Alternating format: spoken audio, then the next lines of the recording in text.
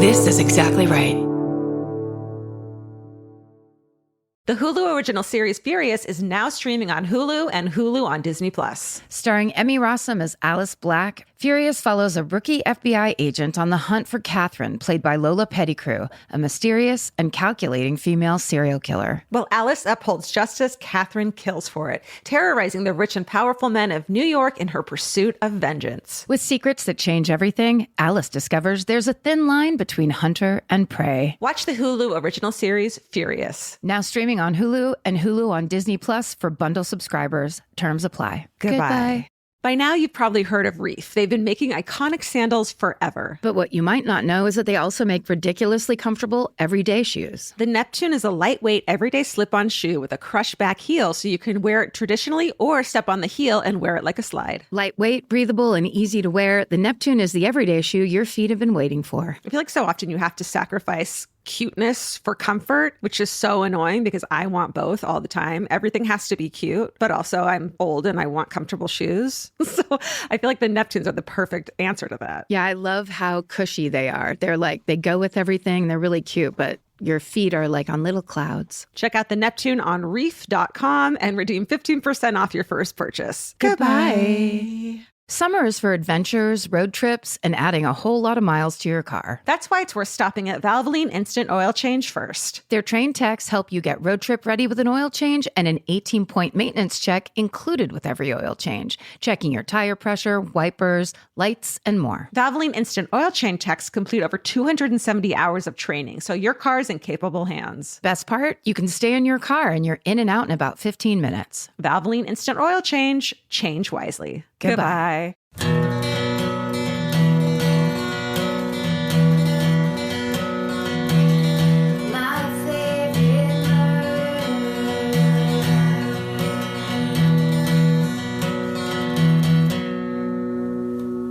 Hello and welcome to My Favorite Murder. This is the Minisode. That's right. Here it is. Are you ready? Let's do it. You're first, right? Yes. Okay. We're starting off with a classic hometown. Okay. It says college hometown in the subject line. Hi, ladies. I was listening to the rewind episode of episode 37 where Karen covered Dorothea Puente, and she called it her college hometown, which reminded me that I have a college hometown. Love it. I attended the University of South Dakota in the small town of Vermilion, South Dakota for 6 years. Wow. And then in parentheses, it says, yay for needing a master's degree to do your dream job. Oh. So not much true crime happened during my time there, but in 1970s Vermilion, 2 teenage girls went missing, and the case went cold for over 40 years. There's a book called Vanished in Vermilion by Lou Raguse that details this case much better than I can, but I'll do my best. On May 29th, 1971, 2 17-year-olds, Cheryl Miller and Pamela Jackson, were on their way to an end-of-the-school-year party in the nearby town of Alchester, about 40 minutes away, when they disappeared without a trace. Despite searches of the surrounding land and creek, the girls in their car were never seen again. The sheriff at the time insisted that the girls were runaways, and the case quickly went cold. Mm-hmm. They just ran away on the way to a party, as you do. In 9 years, I think you and I have said that phrase 1,000 times. It's so frustrating. It's the past. We can let it go. Yeah. It was reopened in 2004, and a classmate of the girls was charged with their murder in 2007, despite no bodies or car ever being found. Those charges were dropped in 2008, and the investigation went quiet again. That was until September 2013, when a drought caused the Brule Creek to dry up, and a citizen of Vermilion who was investigating the case on his own spotted the tires of a car sticking out of the water. Bro, I'm telling you, half of every missing person's case, right, that a car is involved and someone disappears randomly, is them in a fucking body of water. Right. Also, can you imagine being the person who's like, I'm taking this up, I'm going to try to figure this out. A drought happens and you're like, holy. It's over here, everyone. I did it. I do it. I did it. It's so huge. Yeah. Okay. The car in the creek was confirmed to be the 1960 Studebaker that the girls were driving. It had been submerged upside down in the creek for 42 years. Wow. Sadly, the skeletal remains of the 2 girls were found inside. One source described the inside of the car as frozen in time because the girls' clothes, purses, and even a driver's license were found with the remains. No foul play was suspected since the remains did not show injuries. The theory is that the girls were unfamiliar with the roads and the new bridge and somehow careened off the road and into the water. A sad and unfortunate ending to a 4-decade-long mystery. Thanks for reading. Stay sexy and solve cold cases. Wow. Geffen, she, her. Man, the person who they accused of killing them. Yeah. is having a fucking good day that day, I I bet. mean, but also just like, and that life ruined because that tarnish of like the name, the association. Totally. Horrible. Absolutely. Okay, my first one is called Two Hometowns Intertwined Because My Son Knows What's Up. Howdy, Murderinos. I listen to you every day as I drive to school through the woods. I have about a half an hour drive where most days I might see one logging truck and that's it. There have been a couple days I have to change over to Are You Garbage because I get too scared. But I can usually turn you back on after school for the drive home. Just we scared them in the morning commute through the woods. Yeah, that's too intense. Anywho, one day this week I was listening and all of a sudden I remembered the Killers we lived right next to. And I was like, oh my God, a hometown of my own. We had moved from Illinois to New Mexico in search of more sun. Our son was going to 6th grade and we found a small house in the town of Truth or Consequences, New Mexico. I've always heard of that town. So interesting. The place was pretty crappy. Oh, no. Oh, wait, they mean the house. And we had to do major cleaning to even feel comfortable sleeping. Our son was not having it right off the bat. He said there was a killer coming and he was too scared to sleep in his room. We did all kinds of things to make him feel comfortable, then just said heck with it, and he slept in our room. And it says New Mexico does have flying roaches, so there are some pretty gross things besides thoughts of a killer on their way. But also a child saying a killer is coming. Yeah. Can you chill out, dude? Little dude? It's not that thing of like, oh, there's a little girl in the room with me. It's like a killer's coming. on the way. Cool. His talk of a killer continued for several weeks, and we were preparing for school to begin. I was starting a new job, things like that. It was July 4th, 1999, and we were checking out the new area and found out that we'd just moved in to the home of the Toy Box Killer. No. And the lake outside of town, Elephant Butte, where we thought we would go for a swim, was where this guy had been dumping his victims. One of the absolute worst fucking stories of all time. Long ago, George and I talked about, like, we're never covering it because it is just simply carnage and disgusting and Why horrifying. didn't they just fucking tear that house down? So they sold it to a family? A family. And didn't tell them? And the child's like, hey, the vibes are so bad that I'm having psychic experiences. Totally. Ooh. If that wasn't disturbing enough, our son continued to talk about the killer. One day we were watching the news, getting dinner ready, and the news was discussing the railway killer, who at the time was in southern Illinois. Our son said that was him, and he was coming. Oh, shit. We assured him that wasn't going to happen and that he was safe. I can't remember the timeline, but the railway killer moved down to somewhere in Texas, then over through the Panhandle or Oklahoma, and then was caught, I believe, on I-25 in New Mexico. I-25 runs right down to Truth or Consequences. That child knew. Yeah, wait, it says, I'm going to look that up now that I already wrote what I recall. It says, ... Okay, worse than I remember. I'm good at forgetting disturbing things.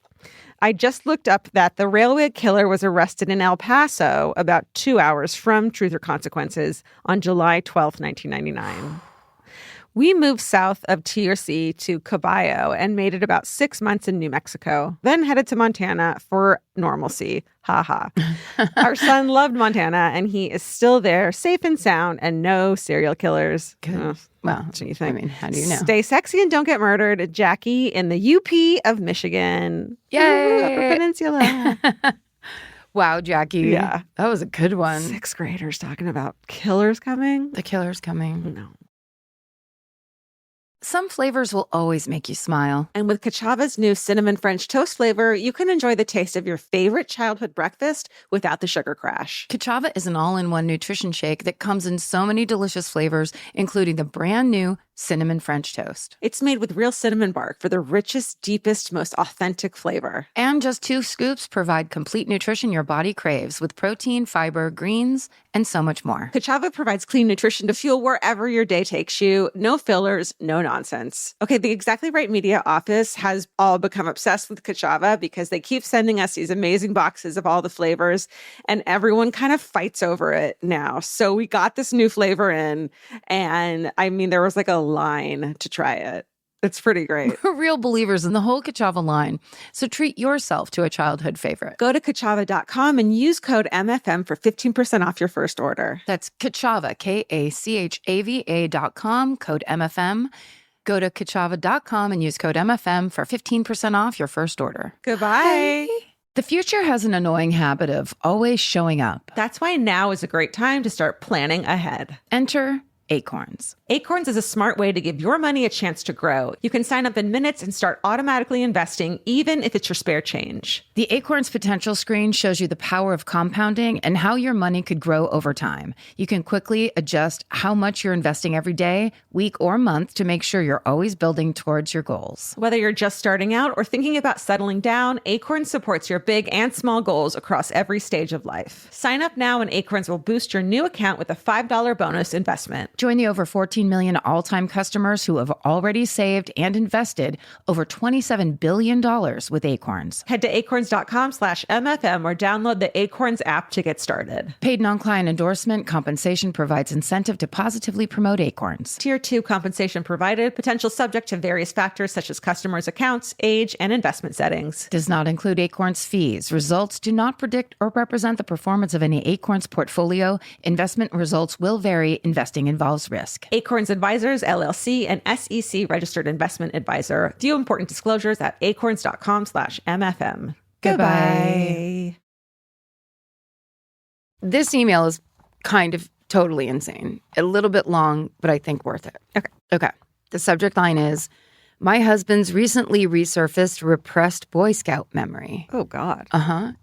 Greetings. My husband and I were watching Bob's Burgers, and then in parentheses it says my favorite anxiety-soothing show. Mm-hmm. After finishing the episode where they scare Louise by creating her own haunted house. Legend. Such a good episode. So good. My husband turns the TV off, turns to me and says, I just remembered something scary that happened to me when I was a kid. So romantic. Memories, they just like flit around and hang out until some random fucking thing happens or you smell something. And you're like, oh, yeah. Yeah. Shit. I haven't really wanted to be in a relationship that much over the years until I read that line. And then I'm just like, that's what I want for myself. Someone to go, hey. Hey, I just have a recovered memory I have to tell you about. It's horrifying. Okay. I'm here for it. This is my love language. Yeah. Active listening. As he pieced his memory together, I listened on the edge of my seat. When he finished, I immediately asked his permission to send this in. Here's what he could recollect. He was about 12 years old in the Boy Scouts and on a camping trip a little outside Grand Rapids, Michigan. He and his troop were getting their camp set up in the woods on top of a ravine, it's a ravine theme, near a river when an older man drove up. The man, whose home was nearby, seemingly seeing the troop arrive, approached the scoutmaster to alert him to some alarming news. Apparently, the older man had seen a man lurking around the woods the night before. He had called the police and was told to be extremely cautious as there was currently a murderer they were looking for, and they believed he may be hiding out in the woods. Despite this concerning news, the scoutmaster did not get the kids and get the fuck out of there. Of course not. They finished setting up the camp, knowing that there may or may not be a murderer nearby. Jesus. As night fell and my husband and his peers were settling down in their tents to go to sleep, they heard what sounded like a gunshot coming from a couple 100 yards away by the ravine. A few moments passed, and a second gunshot sounded.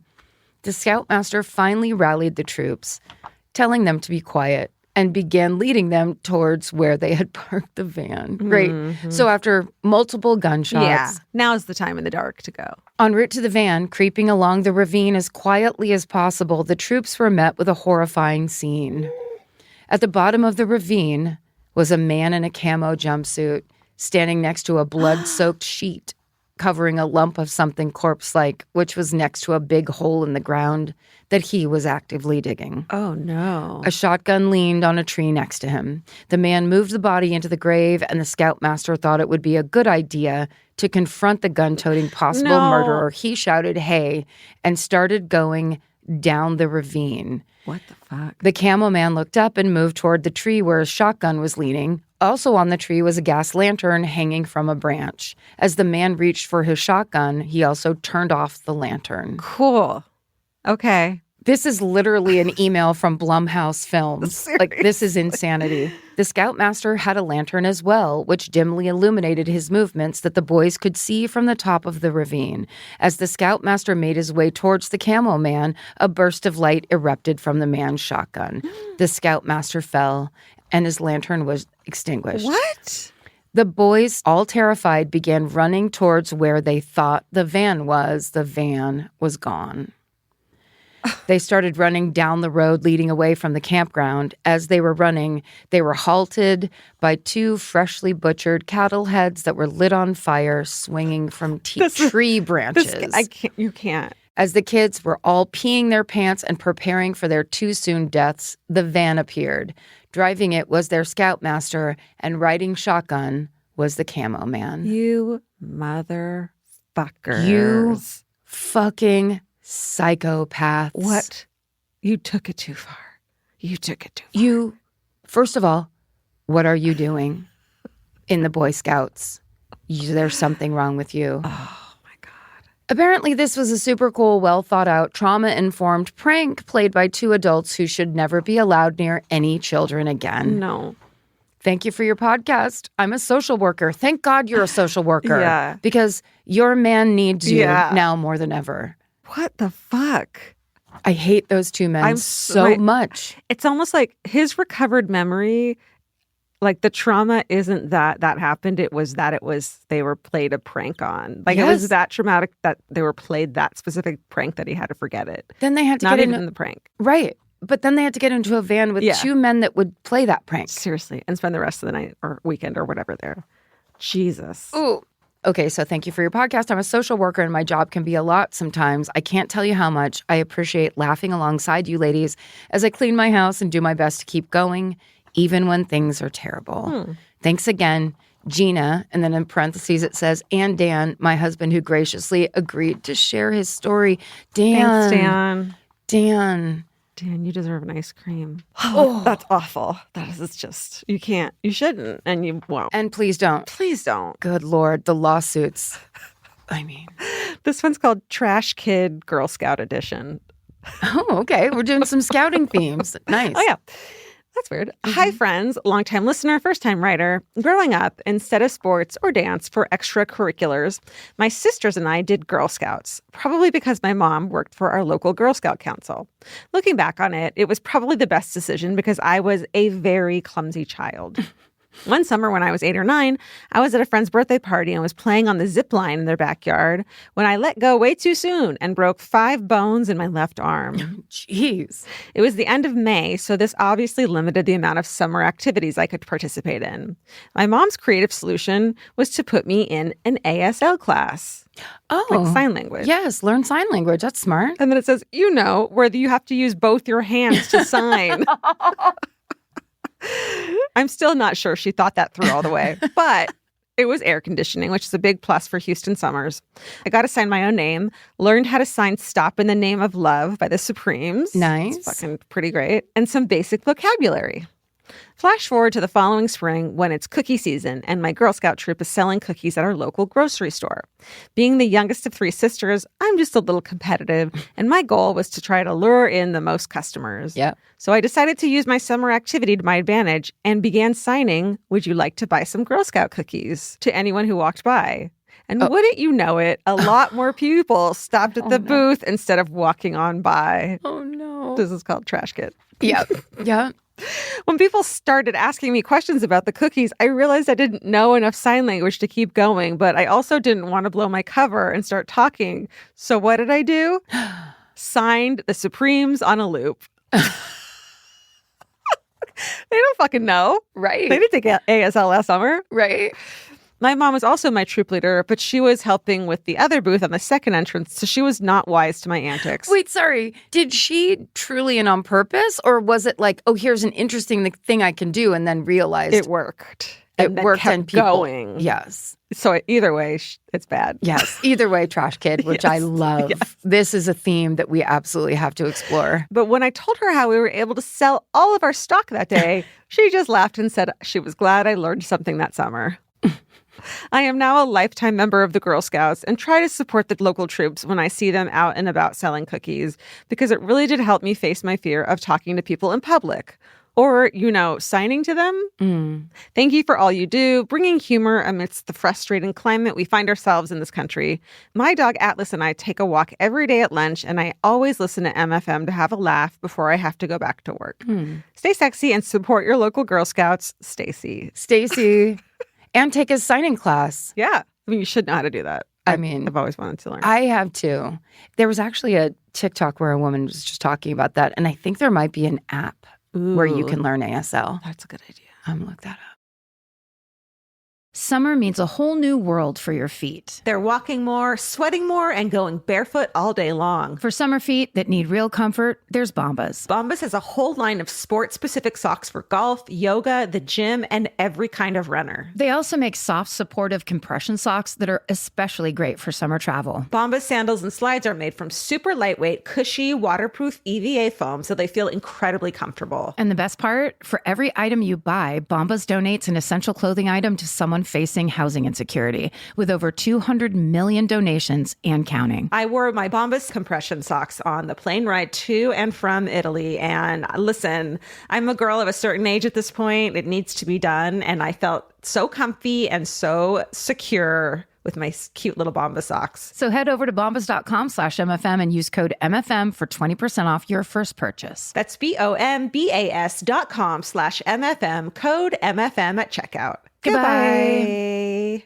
This podcast is brought to you by Squarespace. Every successful small business starts with someone saying, I wonder if people would actually buy this. Squarespace gives you everything you need to find out. From consultations to events and experiences, you can showcase your skills with a customizable website designed to attract clients and grow your business. With Squarespace's collection of cutting-edge design tools, anyone can build a beautiful, professional online presence that perfectly fits their brand or business. Get paid on time with professional invoices and online payments. Plus, streamline your workflow with built-in appointment scheduling and email marketing tools. Head to squarespace.com/murder for a free trial. And when you're ready to launch, use offer code MURDER to save 10% off your first purchase of a website or domain. Goodbye. Okay, here's my last one. The subject line is Museum Guests, the Good, the Bad, and the Unforgettable. Hi, MFM crew. I heard we're sharing stories about guests behaving badly in museums, and oh, baby, I could go on for days.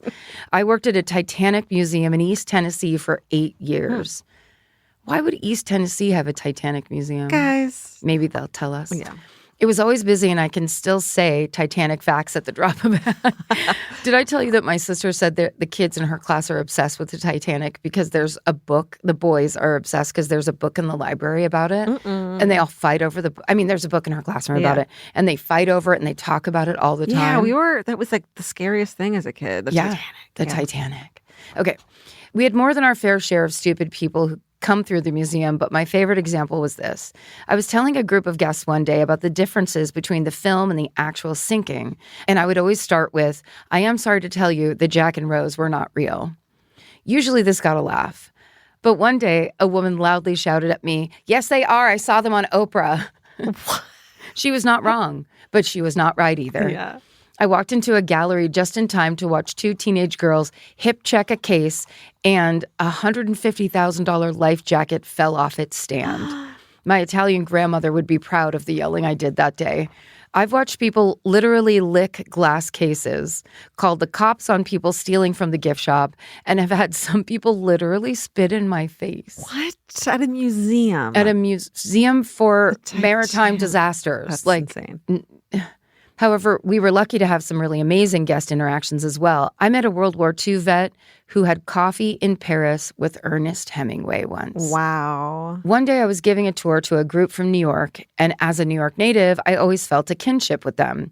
We were talking about 9/11, and I had a parallel I like to use for 9/11 and the Titanic, in parentheses, world impact, emotional impact. It's a whole speech I worked very hard on, as I have very strong memories of that day. When I was done, a woman came up and hugged me. She told me quietly that she had been in the towers that day and was one of the few people people from her floor to survive. Oh my God. She was happy to think that someday her friends and coworkers' stories would be shared with the love and care that we share the Titanic passenger stories. Aww. I think about her frequently, and I hope she's doing well. Sending you ladies and your team lots of love. Y'all keep me sane most days on my drive to and from work. Stay sexy and watch your kids. And it says that in all caps with a period. Kids. And watch your kids. XO Stephanie. Oh my God. Wow. That had layers. It really did, and I didn't realize. I scanned it, of course, because I like it when it's fresh for me too, but I thought it was like museum guests in general, like I've been a docent here and there or whatever, but it's like, listen to this shit that goes on at the Titanic Museum in East Tennessee. East Tennessee, we barely knew ye. Come on. Okay, my last one I love because it just shows you the breadth of hometown stories that we're accepting at this point, and that if you don't have one yet, keep listening because you're going to have one day. Yep. This is called My Dad Accidentally Became a Snail Breeder. Which fits, which is now welcome fitting wholly with the podcast theme. Hey, MFM crew. You know what I mean? Yes. This person maybe listened for years and years, and then suddenly it's their time to shine. And then they were like, you know what I know they'd like? Yeah, you know what they just talked about? Breeding snails. Korean skincare. That's right.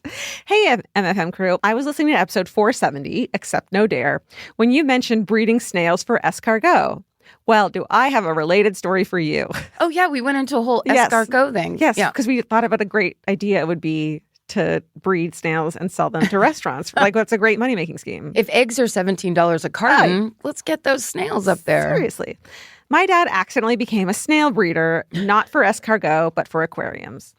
For as long as I can remember, my dad has had a large 55-gallon fish tank. That's the most high-maintenance fucking hobby, right? My dad had the one that's about a foot and a half wide, and he was like, that thing's going to kill me. He just couldn't deal with it. The occupants rotated over the years as fish died and were replaced. About 2 years ago, my dad bought a small freshwater puffer fish, which ate, you guessed it, snails. Ooh, I didn't know that. Oh, I didn't either. My dad bought some snails to feed the puffer fish. It refused to eat and died. Okay. The snails were left to clean up. That's the whole story. Yeah. And thanks so much, you guys. Don't do it. The snails were left to clean up the tank by eating the algae. As they got bigger, they started laying eggs. My sister, who still lives at home, was horrified and threatened to crush the eggs in the night. Just threw her sister under the bus. Despite the threats, the eggs hatched and he had dozens of baby snails. When they were about 1 inch wide, he sold them for 50 cents each to the local pet store. Oh. Since then, he sells at least 50 snails to the pet store every couple months. He marks adult females and males he catches in the act and known egg layers so he won't sell them accidentally. This has just become like a fucking... It's like he's got a cattle ranch, but it's snails. He now has multiple tanks for the snails. He just this is okay. And has had over 100 at once before selling them off. Wow. Fun fact, the snails love green beans. I'm a PhD student in cancer biology and have spent several afternoons doing Punnett squares. Thank you for writing that phonetically. With my dad to figure out how to get snails with purple shells. How to breed snails with purple shells. Wow. I will often get a text with a photo of a pet store snail with, will this help with my genetics? SSDGM and let your dad hatch his snails. A. Wait, will you go back? There's a sentence that you read before we got into the purple shell. Fun fact, the snails love green beans. That is the funnest fact I've ever heard in my life. I think that's the number one fun fact of my life. When you say I have a fun fact, it should be the equivalent of that. Because so many fun facts are not fun or a fact. Yeah, exactly. But snails love green beans. Snails love green beans. That is fun. You can see it in your head of a snail just chowing down and loving it. Just being finally. Wait, does he eat it like a corn on the cob? Or does he eat it like a sandwich? I think he has to put it on a table. Uh-huh. Because he doesn't have any other way to hold it. Yeah, okay. Or he gets a chipmunk and a little squirrel to hold it up for him. Oh my God, and they, oh no. He tucked a little bib into his shell. Somehow. We just made a cartoon for the Cartoon Network. Oh my God, that's it. Do you guys have any stories that are weirder? Do you guys have any snails? Did it rain in your town? Let us know how many snails came out on the sidewalk. I want a competition of the weirdest story subject, but it is related because I think this snail story wins right now. Yeah. This is a weird story. However, it is related to something you guys have talked about on an episode or on a minisode, wherever. Sure. Yeah. Right? Yeah. Okay. Or not. Or whatever. Or Tell because us, this is we won't know. Dad snail breeder is a bit free floating. Oh no, that's not true. It's escargot based. We asked about snail breeding. Like we talked about snails and how they're bred and like Yes. it's totally a thing we talked about. And that's basically, it's kind of like, hey, we're not experts in terms of like, no one's got a master's degree in snails, in snail breeding, but we're in it. We're in this biz. And do you know more about it? Tell us. Do you know what they love to eat? Green beans. I do. We're curious people. Green beans. I'm going to pull that one out then next time I'm feeling awkward. Do it. Yell it. Fun fact! Everyone, thanks for listening. Write to myfavoriteMurder@gmail. Stay sexy. And don't get murdered. Goodbye. Elvis, do you want a cookie?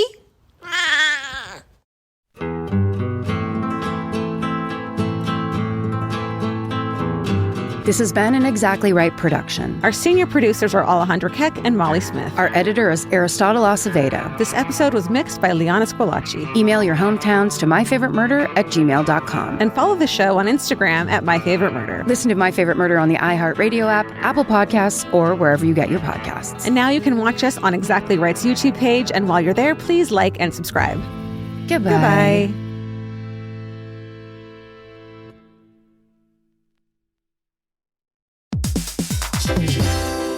Hey everybody, here's the thing about other home security systems. They're all designed for after the window breaks, after someone's inside, after you get the notification, after the police come. SimpliSafe is the first system designed for before, stopping a break-in before it even begins. That's right. Unlike traditional security systems that only alert you after a break-in is already underway, SimpliSafe is designed to help prevent the crime before it starts. Their cameras can detect suspicious activity at the perimeter and alert live U.S.-based agents. Then SimpliSafe's agents assess the threat, intervene, speak through the camera to scare off the intruders, and call for 911 dispatch. That's right, and SimpliSafe has been protecting your world for 20 years, everybody. So celebrate their anniversary and save 60% on your new SimpliSafe system at simplisafe.com/stuff. That's 60% off, you guys, at simplisafe.com/stuff. Plus, when you order, write in our show name and the How Did You Hear About Us survey to let them know that we sent you.